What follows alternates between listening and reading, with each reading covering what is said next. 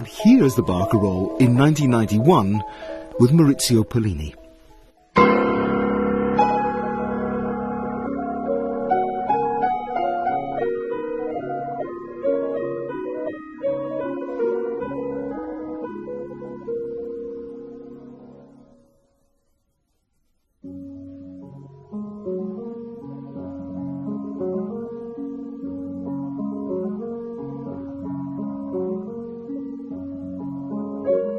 That sounds like a performance from another world, you might think.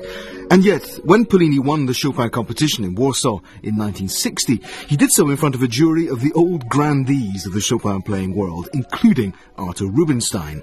And so spectacular was the teenage Pollini's success that he became completely identified with the composer, giving endless Chopin concerts in those early days. And he went on to make some of the most famous recordings of the composer ever made, the preludes, the etudes, and today he plays Chopin with unclouded love, admiration and inspiration, most recently on record in a complete set of the Nocturnes. And I'll never forget a performance he gave of the Second Sonata just a couple of years ago.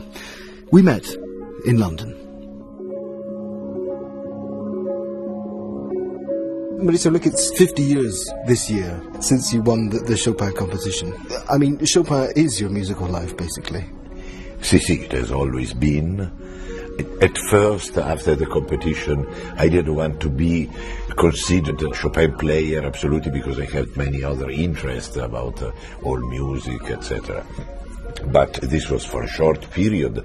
Then I played Chopin with great love and with great satisfaction all my life, and so it is.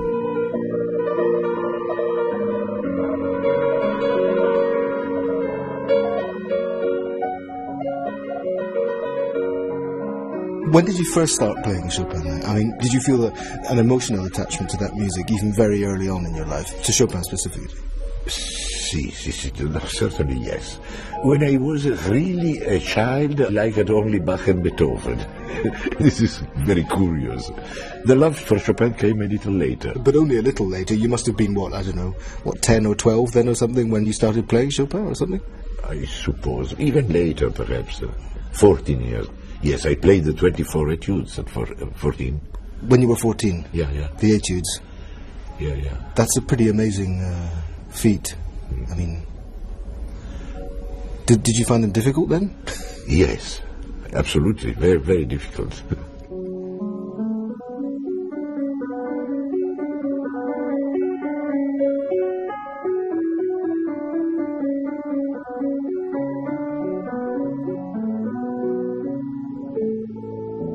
Were you influenced by people like Rubinstein or Michelangelo at this point in your life? Si. Yeah.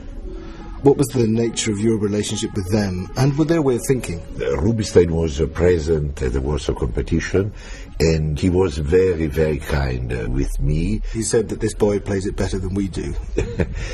That any member of the jury, which was a way to make joke of the other members of the jury, I think. He did a kind of lesson with the weight of the arm, third finger on the shoulder of myself and Michel Bloch, to feel how strong was the weight of his arm that he used on the keyboard, and he said, I'm never tired because I play this way. So what did he do? He put his finger on your shoulder, and you could feel how heavy it was. And it felt very heavy. The point was Rubinstein's finger extremely heavy, extremely heavy. He was able to have all the weight of the shoulder, of the arm, etc. on it. And I have always considered Arthur Rubinstein, as well as Alfred Cortot, the greatest master for the Chopin music. So Rubinstein played Chopin in a very serious way, in a more modern way, to revindicate the composer, the strength of the music of Chopin, the virility of the person.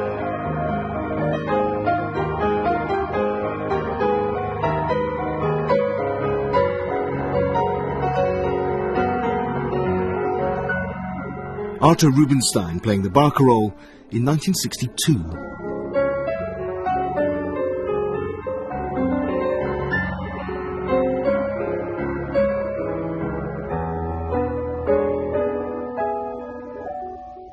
Cortot. What about Cortot? Cortot is a different player from Rubinstein. The way of playing of Cortot was nearer to the 19th century, but he was a man of a fantastic imagination, really full of imagination, full of intensity. Also in late days, I heard him playing in Milano. You heard him? I heard it, yes. Wow.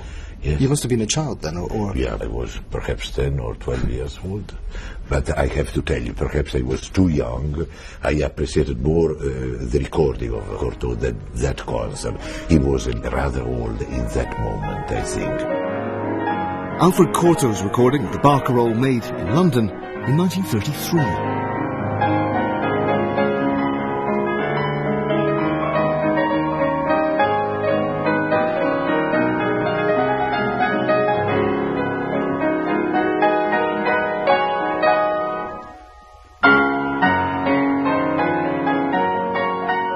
Would you say that what you were trying to do with Chopin was continuing what Rubinstein had done? In other words, reivindicating Chopin as a composer of structure, of strength, of architecture? I never posed myself a problem, a direction or a way, a fixed way, absolutely.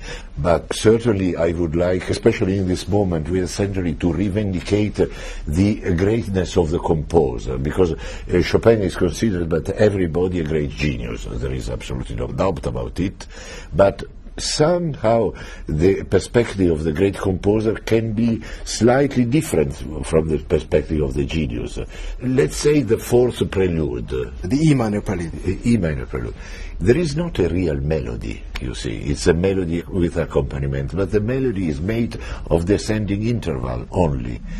But the other voices of the accompaniment are also wrote absolutely with the same rule.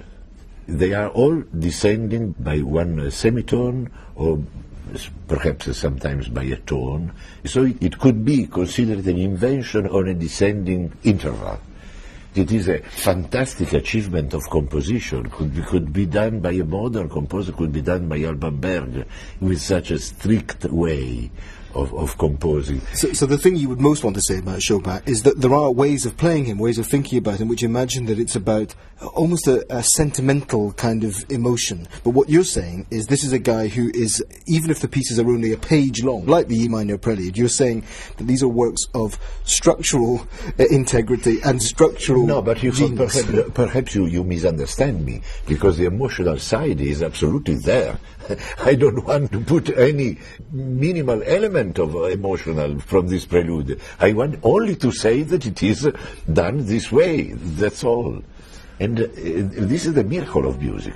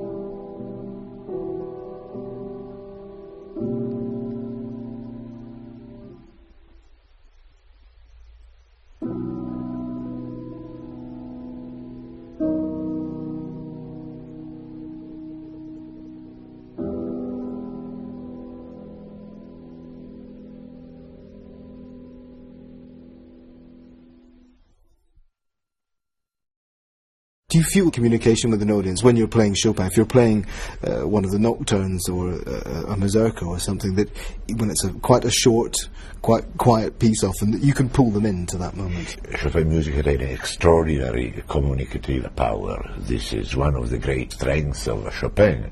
Everybody adores him, and it's incredible, his power of communication. The public is immediately happy to hear a melody by Chopin. For which reason? For the seduction of the sound that he invented, that is absolutely magic. Nobody perhaps invented so marvelous sound on the keyboard. For his melody of his theme, you cannot forget them, no? Is that the only reason he speaks to audiences, 2 centuries on from his birth, the melody? And there's more to it than that. Do you think that we hear something of ourselves in him today? Do you think we relate to him in some way, even 2 centuries on? One thinking of mine is that his relation with this country that he thought was absolutely oppressed, and he expressed it in music very strongly. I think that this might be felt when you play Chopin in other countries and the world as an attitude of being near to any person oppressed or any minorities or so by Chopin, that makes people love him. A friend of mine said in the cemetery in Paris, in Père Lachaise, where Chopin is buried, there are always flowers put by somebody, which is interesting. But you're saying quite clearly, in a way, that Chopin relates to that experience which, in a way, we all have in our lives to a greater or lesser extent, that experience of being displaced in some way. That he is on the side of the minorities, yes. I just wondered whether you can put your finger on how he does it, where that is in the music, in the notes. This sense, everywhere. That's a bit of a cop-out. No, not in the waltzes. No, the waltzes are happy moments of perhaps a description of the Paris life. There is not a strong engagement of this kind. But maybe in the ballades or the nocturnes? No, in general, in his music.